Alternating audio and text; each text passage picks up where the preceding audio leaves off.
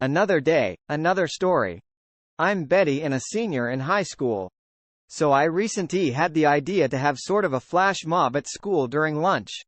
The idea was that me and a bunch of other senior girls would finish eating and then do a short choreo with their plates, which would end with everyone passing their plates down to me one by one. Simple, right? No ho. What I had not anticipated was what we'd eat beforehand. Cafeteria food here is typical and stereotypical, nasty. If it's red then it's bread, if it's chartreuse it could be juice. Or pea. So the day of the flitch mob, Monday, I and 17 of my female best friends sat down with our assigned lunch table cliques. To my shock, it was spaghetti day, and the spaghetto was not just saucy but moist.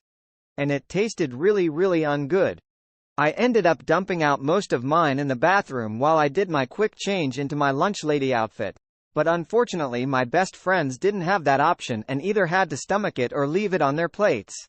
After I quick changed, I went back into the cafeteria with my boombox, iPhone 15, and my best friends were supposed to be done eating so we could do our short plate routine to Hot Munch Jam from Flame. I was dismayed upon walking in to see several full plates of spaghetti, and some of my best friends were certainly shocked but smart enough to dump it out on the table so it wouldn't get everywhere. Others weren't that smart.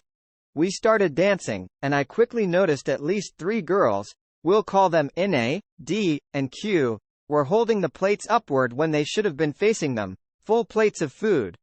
This ruined the choreography from the start but it got worse. When we got to the end, NA was the first to pass me her plate, which meant all 16 other plates would have to stack on top of a full plate of spaghetti. This worked for plates 1 to 8 or so, but then D and Q's plates just so happened to be right next to each other. After a few more plates, the entire structure came crashing down, probably because of Q's fork, which I later noticed as it got stuck in my hair. I was hugely traumatized and somehow the only person affected, so I started a food fight. Long story short, I got principally offaced. I can't remember the word RN, but I was almost similar word to ejected, evicted from school.